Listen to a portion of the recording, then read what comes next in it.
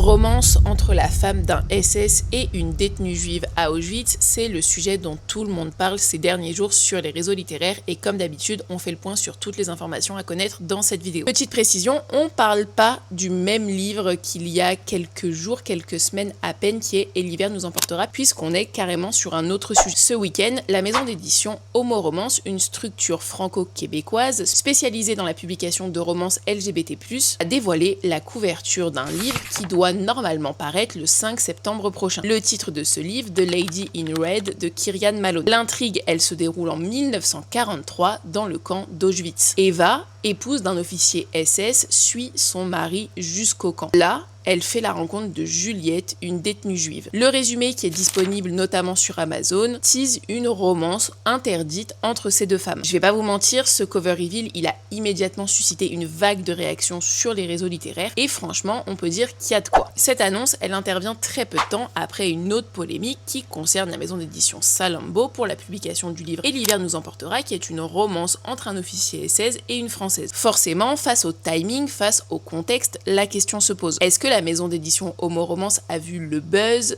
la visibilité, la controverse et s'est potentiellement dit qu'il fallait en profiter? Une autre question qui n'a rien à voir mais qui est quand même en lien avec le sujet, est-ce qu'aujourd'hui pour exister, pour se démarquer, on peut aller jusqu'à sortir une romance qui instrumentalise le nazisme? Je vais pas revenir ici précisément sur le pourquoi ce genre de récit pose problème, je l'ai déjà évoqué dans plusieurs vidéos que je vous invite à aller voir si jamais ça vous intéresse, mais dans le cas présent, il y a quelques éléments qui se distinguent de la précédente polémique qui me semblent importants de préciser. Le premier, ça va être la représentation visuelle du personnage de Juliette, donc qui est juive internée à Auschwitz et représentée sur la couverture. Juliette, qui est détenue, est représentée de cette façon et je sais pas ce que vous en pensez, mais j'ai l'impression qu'on est quand même à des années-lumière de ce qu'était la réalité. Pour moi, ici, on est dans le parfait exemple de la complaisance. La complaisance, pour rappel, c'est quand on va embellir un sujet grave pour le rendre plus acceptable, plus séduisant. Dans ce cas-là, ça pose une vraie problématique et bref, il y a pas mal de choses qui se posent avec cette façon de faire. Sur le sujet actuel, il y a un deuxième point qui est très commenté, c'est le fait qu'il s'agisse d'une romance entre deux femmes. Certains vont avancer que ce point,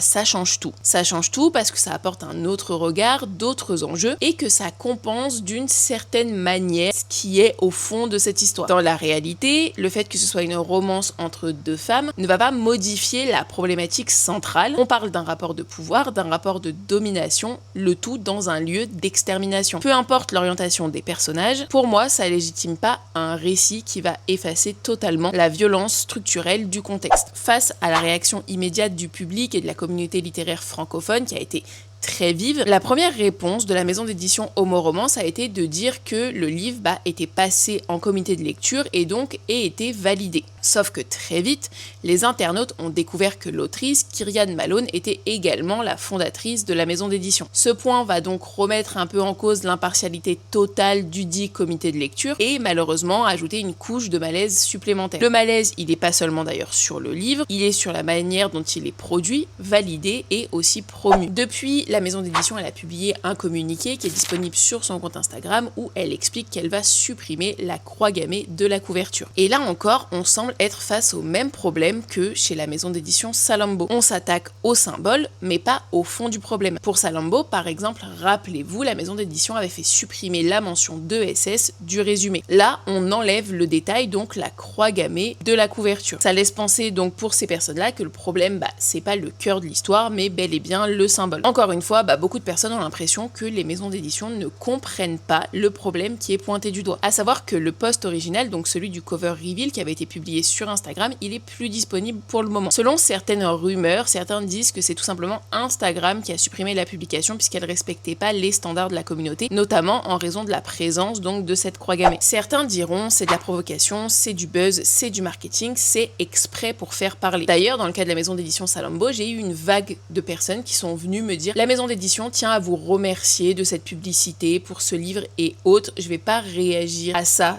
ici, mais ça montre bien que derrière, beaucoup de personnes pensent que c'est positif pour les maisons d'édition de faire ça. En pratique, tout buzz n'est pas forcément bon à prendre, notamment lorsqu'on tente de construire sa popularité sur la glamourisation du nazisme. Sur un autre sujet qui est pourquoi est-ce que c'est des petites maisons d'édition qui vont publier ce genre de romance très sensible. Il y a la vidéo de Lotta Lira qui a été publiée que je trouve très intéressante, que je vais identifier donc dans ma description et que je vous invite à aller voir. Pour moi, dans tout ça, il reste une question à laquelle pour l'instant personne n'a vraiment apporté de réponse. Pourquoi tant de gens ressentent-ils le besoin d'écrire des romances dans un contexte de génocide? Pourquoi est-ce que certains revendiquent coûte que coûte leur droit de glamouriser le nazisme comme si c'était n'importe quel autre sujet? Pourquoi choisir un camp de concentration comme celui d'Auschwitz comme un décor pour une relation amoureuse? Pourquoi avoir besoin de fantasmer une relation interdite là où tout n'était que horreur, domination et extermination? Et pourquoi penser que l'amour entre deux femmes pourrait soudain servir de caution à un récit qui, dans d'autres contextes, aurait immédiatement été dénoncé comme inacceptable? Pour moi, ici, on dépasse clairement la simple liberté artistique. Les deux exemples donc récents sont assez révélateurs de quelque chose qui me semble très inquiétant. Certains craignent, et j'en fais partie, que peu à peu s'installe une sorte de banalisation de la romance avec des SS, avec des nazis ou dans des camps de concentration. Je précise, sur des romances qui se veulent être des romances où l'érotisme est souvent présent. Et c'est aussi ce point, je pense, qui va être hyper important à considérer. Pour moi, on reste dans une utilisation commerciale et presque insensible d'un contexte historique qui est juste insoutenable. Le tout, pourquoi? Pour faire du choc, du buzz, de la visibilité. Et je pense qu'il faut qu'on reste clair là-dessus. Pour beaucoup de personnes, cette façon de faire, elle est tout simplement révoltante et c'est un gros manque de respect. Voilà pour toutes les informations que je voulais vous donner à ce sujet. C'est vrai que j'ai donné un peu mon avis à la fin de cette vidéo, ce que je fais pas habituellement, mais je trouve que le sujet de base est très grave. Ça l'était lors de la précédente polémique. Et juste après qu'il y ait ce nouveau sujet, ça m'inquiète fortement. Bref, je sais pas ce que vous en pensez. On peut toujours en débattre en commentaire si vous le souhaitez.